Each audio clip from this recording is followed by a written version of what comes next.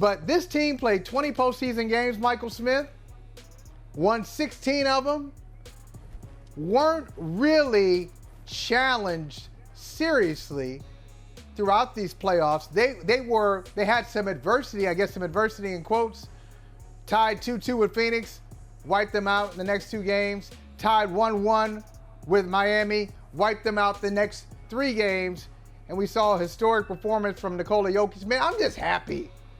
As your grandfather might have said in one of his sermons, my soul is happy. They shouted me. The Denver Nuggets shouted me, not just last night, but throughout this postseason. I'm wondering what you saw. I'm not talking about dynasties yet. I'm just talking about what I saw in these 5 games. And these 20 games. In these 20 games. Yeah.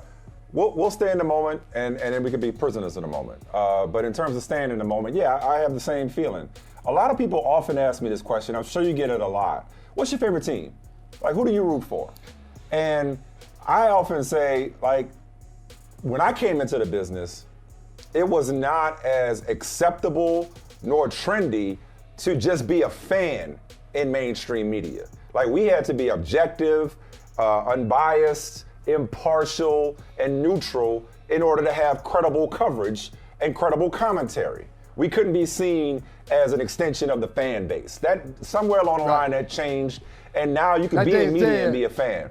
Right. We don't roll like that no more, though. Yeah, it's like you almost got to be a fan nowadays to be relevant in some extent. So you and I are old school in that regard. I say all that to say that my answer to the question of who do you root for is always I root for the story.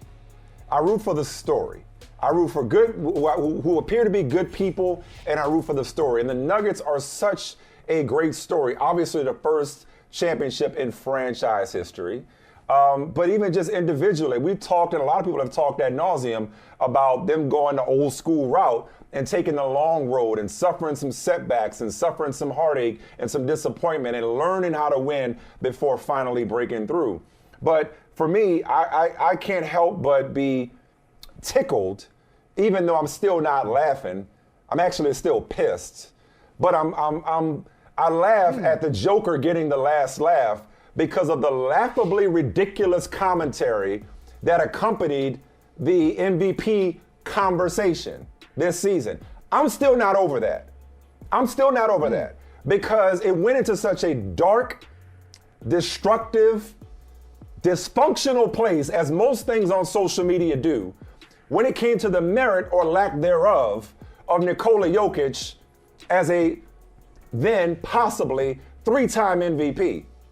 So again, you know how much it bothers me that people conflate regular season and postseason. And so because he hadn't gone to the finals and hadn't won a championship as if Joel Embiid had, he was not worthy of doing something that Bird and Russell and other greats throughout NBA history had done because of what Nikola Jokic had not yet done. Let me emphasize, had not yet done in his career, which was win an NBA championship. So therefore, he was unworthy of being in the same breath as these all-time greats who had won 3 MVPs, to say nothing of 3 straight MVPs, I beg your pardon, to say nothing of the people who had not won 3 straight MVPs, a la LeBron James and Michael Jordan, okay?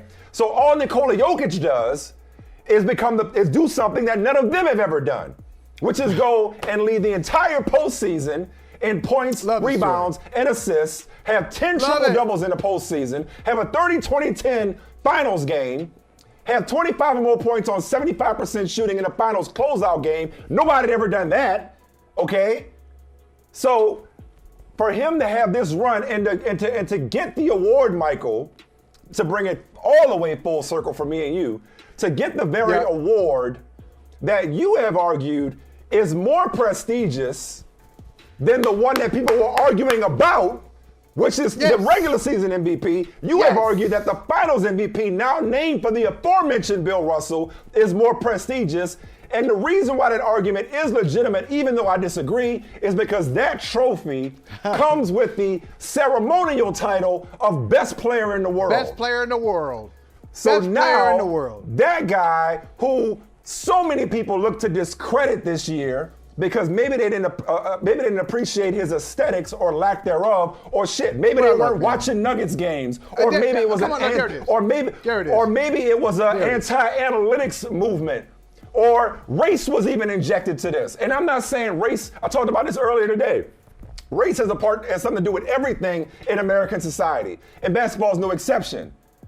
But that dude right there, that is Larry Bird playing center. And once upon a time, Michael, with Larry Bird, there had plenty of people. Robin Harris had a joke about this. He said in Mo Better Blues, people like, oh, all Larry Bird got 3-pointer shit, that's all he need. You know, it's like people try to discredit Larry Bird as some great white hope until he became the best player in arguably the most difficult decade in NBA history in the 1980s, right?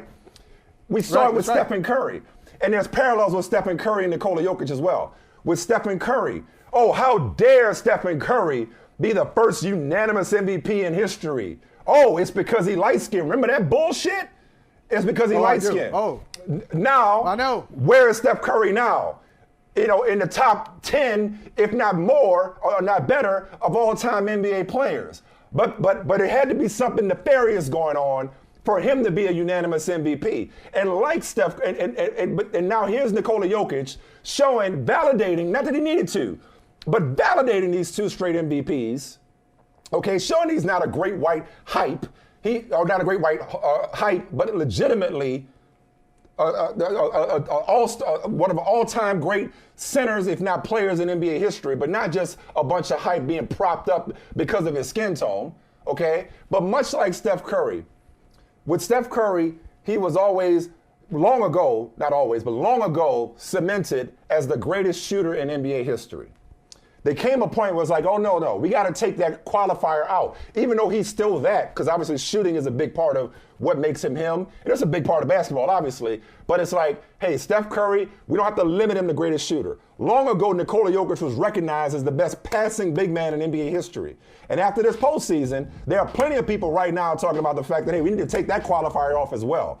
Where is he among the greatest big men in NBA history? I'm not saying he's Russell. I ain't saying he's Wilt. I ain't saying he's Shaq. And I ain't saying he is Hakeem Olajuwon. What I am saying is he ain't done.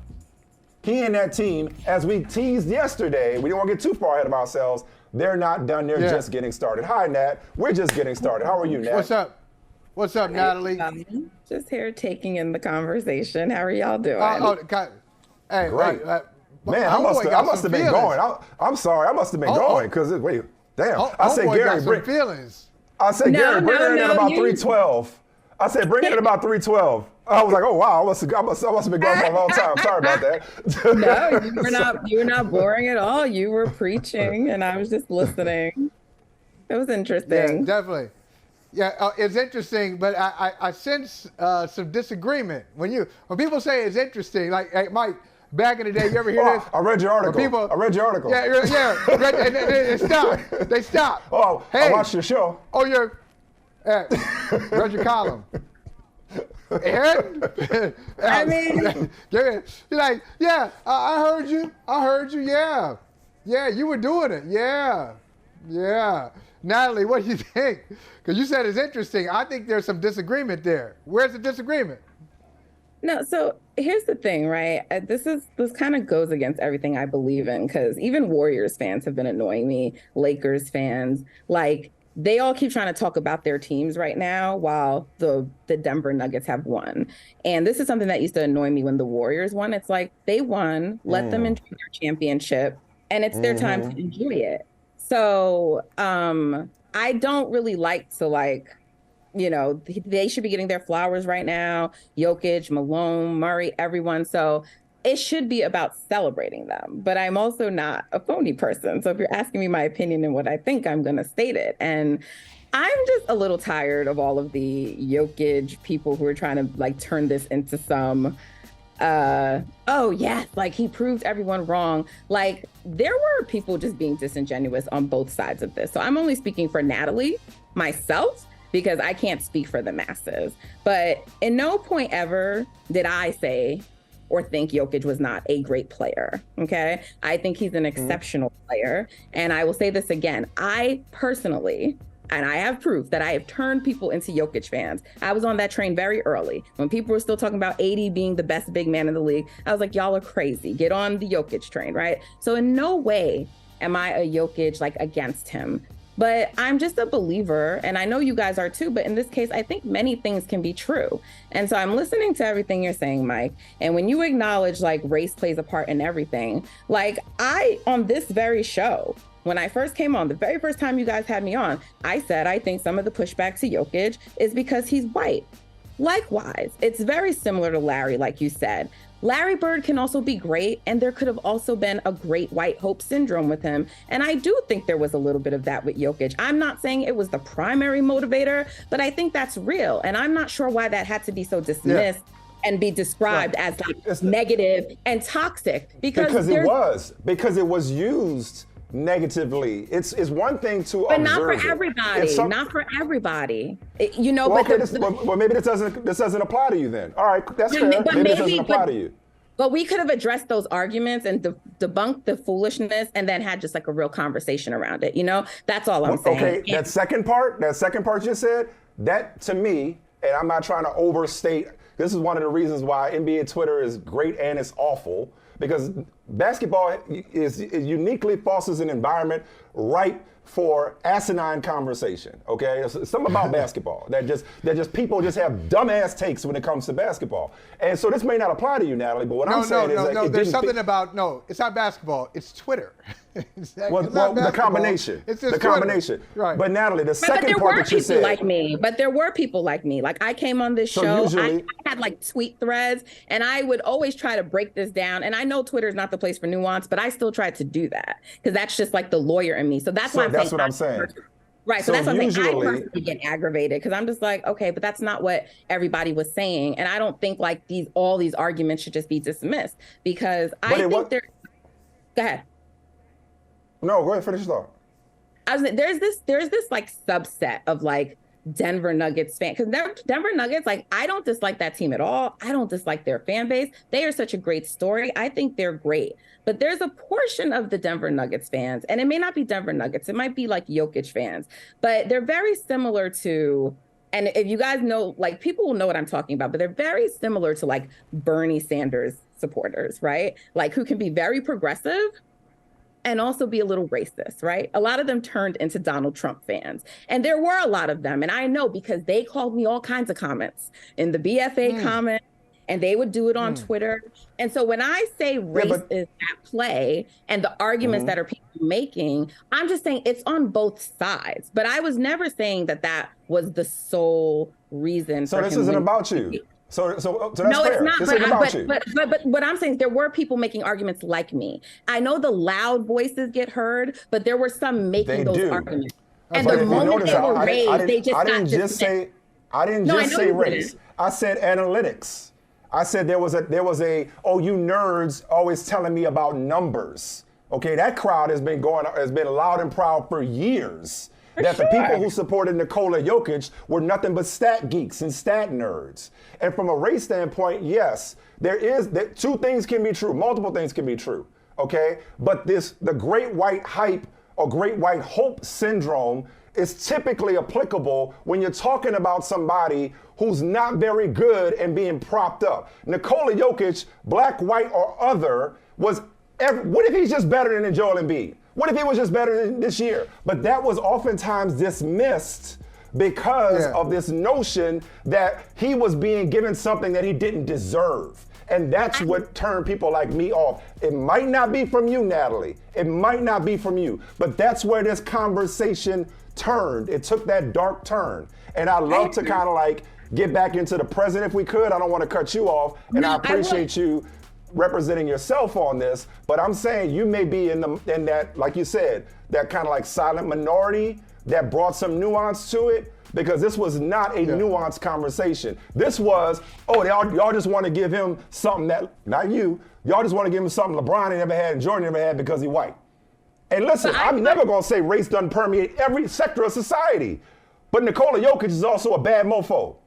He is. And I actually thought the Steph comparison you made was great because obviously as someone who is fluent in Steph and the Warriors. You lived through that. Right? Like I used to make that argument, but the same thing I would also say, because people were like, Natalie, what would you say if this was Steph? And I'm like, yo, Steph is great. And I used to hate the light skin argument, but there was also truth in the fact that there is a light skin privilege, and we know that. And so all I'm saying is, like, these conversations are nuanced, and people just debunk them on all sides. So and I don't like that point. But if you're okay with the nuance, but if you're going to point out nuance, sorry, Michael, if you're going to point out nuance, like you said, point it out on both sides, because you can't say it's nuance, so therefore it's legitimate. But when I say it's nuance and it doesn't apply in this instance, in my opinion, in my humble opinion, that it's not applicable to one of the greatest point guards you've ever seen. That he, like, as if everybody got with Steph Curry, as if everybody sat down and said, yo, dog, we finally got a light skin one. Let's everybody vote for him.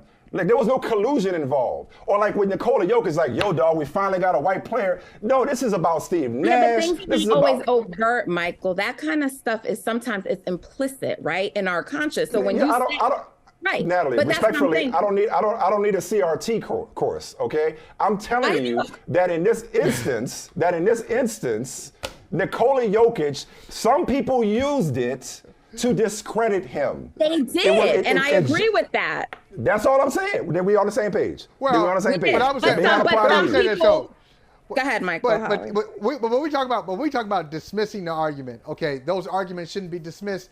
Okay, maybe I'm guilty of it. I don't dismiss the arguments of those who are going to the extremes. I guess I just want to isolate them. I want to silence them. I want to put them in why don't you go in one of these Zoom rooms, one of these smaller Zoom rooms, because those loud voices usually wind up railroading, sidetracking, undermining the nuanced, smarter conversation.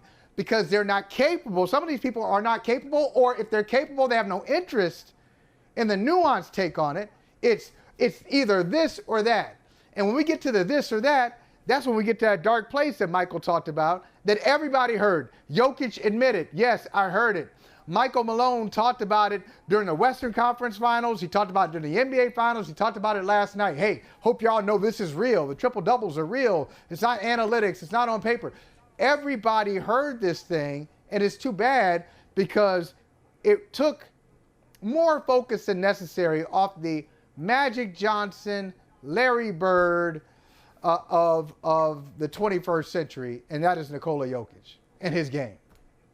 Well, I think Jokic is great, and like, just to bring it back to the present, like Mike asked, I think that I think that he had an MVP level season, absolutely. I also think that Joel Embiid met the criteria to be MVP, and I don't feel like everything that Jokic has done this postseason needs to relitigate that MVP. Like, I think largely some of the arguments are being conflated. And for me, I don't think there's anything wrong. And I think we're going to get to this later in the show. But I think what many people were asking was to hold Jokic to the standard that we hold other superstars to, right? He got 2 MVPs. Now we want to see some. Two wrongs don't make it right, though, Nat. Because I think that's revisionist history. Because what I'm saying is, so if let's take race out of it. Let's take analytics out of it. It was, what has he done in the postseason? No, and not you and final. I'm not talking. Okay, finals. But it was. That's what I'm saying. That's one thing. I keep hearing you guys say playoffs. And it what wasn't. What has he done in the postseason? But I largely saw. It ultimately comes down to, do you have a ring? Let's just, like, conference finals don't matter, okay? Like, nobody's giving you trophies for conference final appearances. Right. It came down to what he has not done anything in the postseason to speak of, in spite of the circumstances around him and his team.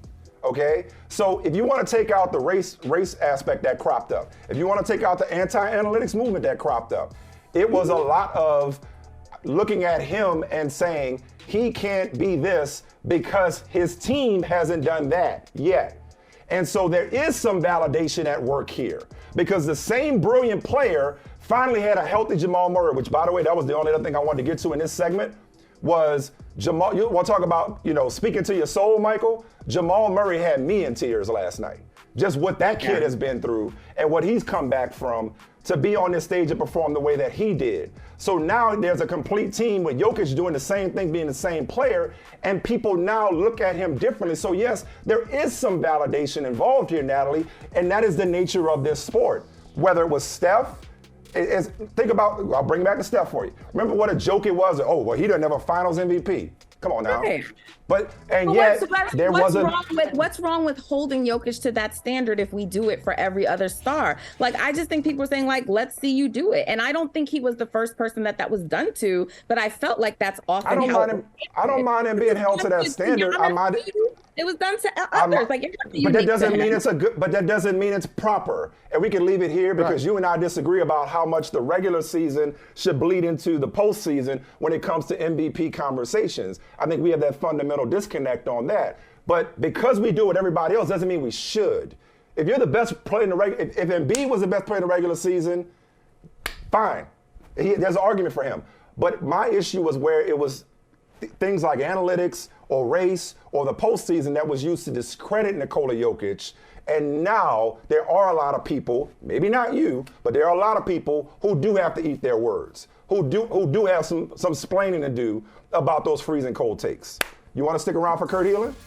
You want to stay with us? Kurt's my buddy, All yeah. Right.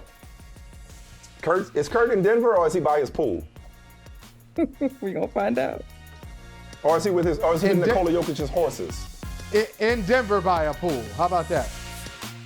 Hey, thank you for watching Brother from Another. If you haven't hit that subscribe button, go ahead and do that now. Don't forget you can catch us 3 to 4 weekdays on PeacockTV.com and on Sirius XM Channel 85.